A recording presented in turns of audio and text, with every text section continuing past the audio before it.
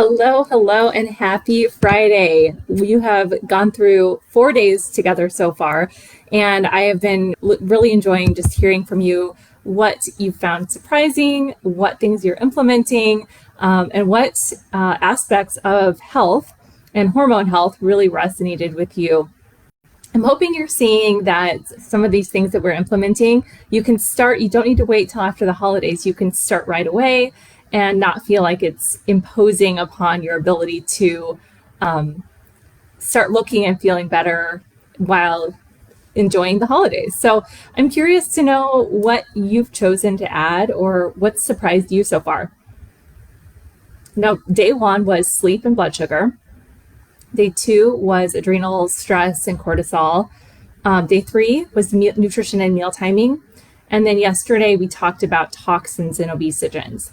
So today is day five, and we are going to be talking about exercise. So for women over 35 or 40, especially, resistance training is so important from a longevity and a body composition standpoint. Some people have already been doing it. Some of us don't necessarily naturally enjoy it or feel comfortable with it. So it is something that when it comes to muscle maintenance or muscle building, it's never too late to start. So during perimenopause, which as I mentioned is the 10-year period, probably starting between 35 or 40 and beyond, where we start seeing this increase in baseline cortisol. And go back to day two, if you want a little deeper dive on that. But basically, if you want to go to CrossFit or do HIIT or run a marathon and aren't progressing, you're just getting more tired and wired, you don't necessarily have to quit. It's just that it's not polarizing enough to create the responses that we want to see the changes in your body. And I love the work that Dr. Stacy Sims has done. If you want a little bit more information around that, because it turns out that most of the research on exercise nutrition, on fasting, are only done on men. So she is doing more research specifically on women and for over 30 days, because as you know, we fluctuate throughout a 30-day period as well. So the number one thing that I want you to remember today is resistance training, and the heavier the better. Is start wherever you're at. But we really absolutely have to be doing that. There's no way around it in order to create that muscle adaptation. Plus it helps with bone preservation. So from a cardiovascular perspective too, we need to look at really having high intensity work in short bursts. So not like a moderate 45-minute bootcamp or spin class. We want like 85, 90% for a minute or two with adequate recovery for 4, 5, 6 sets. So because if you're doing that on, at the top end, if you can get closer to like 100% max, where you can't talk, you can't do another second for like 20, 30-second efforts, which is really hard to push yourself to do.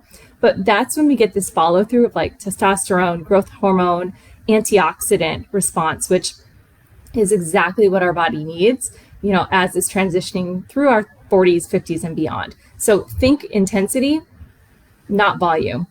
And so for a lot of us, it's like this rewiring, right? I hear so many times like, okay, I know I just need to exercise more and eat less.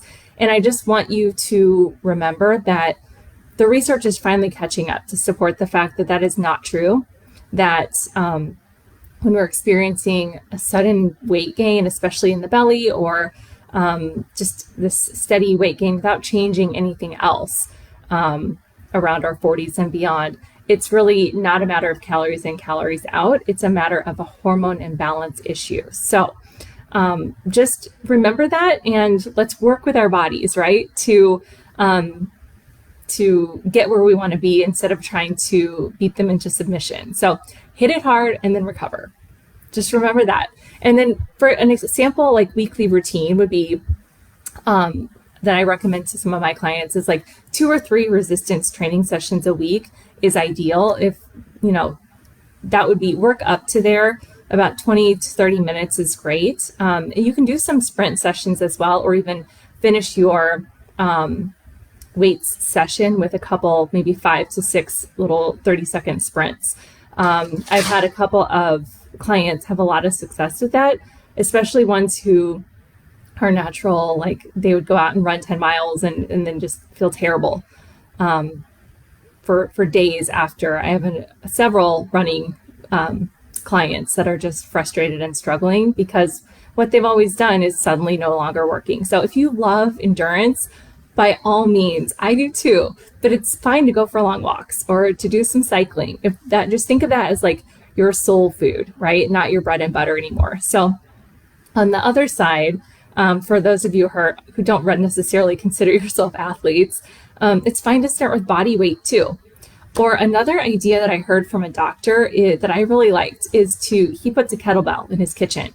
And it's important to have it there. His wife hates it, but you need that visual cue. So while the coffee is brewing in his pajamas, so there's literally no excuses, he just does like a 5-minute kettlebell weights workout.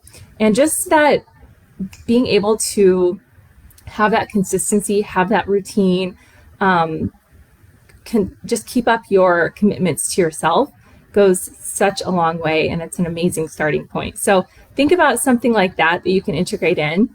And then I had a question about zone 2. So Dr. Stacy Sims talks about that as well. And the zone 2 is where maybe we just, our heart rate, we can talk. It's just like a long cardio session, but not overly extraneous. So for women specifically, this isn't necessarily a priority, especially anymore, because the goal behind zone 2 training is really to increase our mitochondrial metabolism and efficiency. And the mitochondria are the little cellular energy ATP production centers of our cells. So good news for women, we were born with more proteins in our mitochondria for fatty acid metabolism. So we're also born being able to handle more oxidative stress. So if we kind of look at what zone 2 is doing, which is increasing mitochondrial and fat burning responses, we already have that innately built in. So we don't need to spend hours and hours trying to do that. It's usually a male coach or based on male research when you're being told to do that. So with women, we want to fuel differently. We rely on glucose and fatty acids, and so the goal of zone 2 really isn't to tap into muscle glycogen, but to use fatty acids, and we're already there. So sorry guys, but that's the most important thing, is just do what brings you joy, but add in weightlifting and start increasing to exhaustion too, not just a little 5-pound weight. But if you want to start with body weight, perfectly fine. Now, the other thing about high intensity is that it's when your body kind of tells us like, I need fuel right now. And it pulls in the gates and pulls in sugar. So if someone is pre-diabetic, I'm starting to see a lot of women who have high blood sugar who are becoming insulin resistant. And this is especially important for that too, because that post-exercise response, it's more coming into the liver and muscle and less hanging out in circulation, where it can drive up inflammation and cause damage. So really the only thing that makes a difference with body composition, especially belly fat that you start to see come out of nowhere, is protein and strength training. So go back to day 3. I talk a little bit more in depth about protein intake, how much you should be eating, and then getting that resistance training in is going to be, muscle's the first thing that goes because it's highly metabolically active. It has lots of building blocks, nutrients, amino acids that our body can use. And so if we're not eating enough protein, if we have high cortisol and our adrenals are stressed out, that's going to be the first thing to go. It's going to break down our muscle.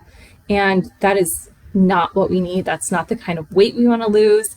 The scale and the number may not change as quickly because muscle weighs more than fat. So pay attention to how your clothes fit. And I always tell people to measure their waist hip ratio. So it's a much more accurate indicator than like weight or BMI. So just first thing in the morning when you get up, measure the narrowest part of your waist. It might be right above your belly button.